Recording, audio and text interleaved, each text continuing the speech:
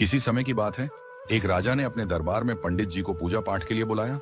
पूजा के बाद राजा ने पंडित जी से 3 जटिल सवाल पूछे। 1. भगवान कैसे दिखते हैं? 2. भगवान कहां तक देख सकते हैं? 3. भगवान क्या करते हैं?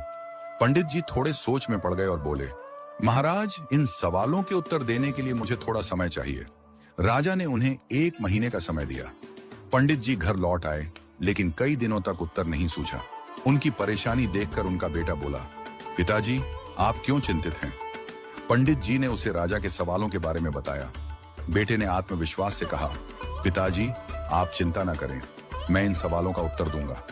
अगले दिन दोनों राजा के दरबार में पहुंचे। राजा ने पंडित जी से पूछा, पंडित जी, आपने मेरे सवालों के जवाब खोज लिए? पंडित जी ने कहा, महाराज, मेरे बेटे ने इन सवालों के उत्तर देने का जिम्मा लिया है। राजा ने पूछा, तो बताओ, पहला सवाल, भगवान कैसे दिखते हैं? पंडित जी के बेटे ने मुस्कुराते हुए कहा, महाराज, कृपया एक कटोरी दूध मंगवाइए। दूध लाया गया। लड़के ने उसमें अपनी उंगली डालकर घुमाना शुरू कर दिया। राजा ने चौंक कर पूछा, ये क्या कर रहे हो? लड़के ने शांत स्वर में कहा, महाराज, क्या आपको इस दूध में मक्खन दिख रहा है? राजा ने सिर हिलाया और कहा, नहीं। लड़के ने उत्तर दिया, मक्खन इस दूध में ही है, लेकिन उसे निकालने के लिए दही जमाकर मथना पड़ता है।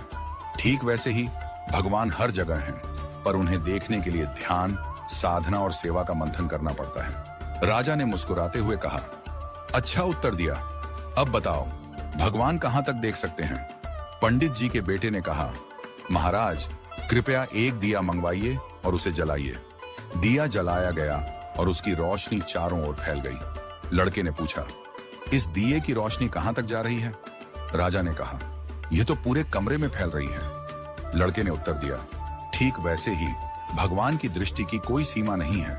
जैसे इस दिए की रोशनी हर दिशा में फैलती है और सब कुछ देखती है, वैसे ही भगवान भी हर जगह सब कुछ देख सकते हैं। राजा ने संतुष्ट होकर कहा, बहुत अच्छा उत्तर दिया। अब बताओ, भगवान क्या करते हैं? पंडित जी के बेटे ने मुस्कुराते हुए कहा, महाराज, कृपया कुछ देर के लिए अपना सिंहासन मुझे दे दीजिए और आप नीचे बैठ जाइए। दरबारियों में खुसर पुसर होने लगी, पर राजा को जिज्ञासा थी, इसलिए उसने उसे सिंहासन पर बैठने की अनुमति दे दी। लड़का सिंहासन पर बैठकर बोला, महाराज, अब देखिए, अभी तक आप राजा थे और मैं आपकी प्रजा था, लेकिन अब मैं राजा हूं और आप मेरी प्रजा हैं। यही भगवान की लीला है। भगवान जिसे चाहते हैं उसे ऊंचाई पर बिठा देते हैं और जिसे चाहते हैं उसे नीचे उतार देते हैं। यही उनका काम है। राजा यह सुनकर चकित रह गया। उसने पंडित जी और उनके बेटे की चतुराई की सराहना की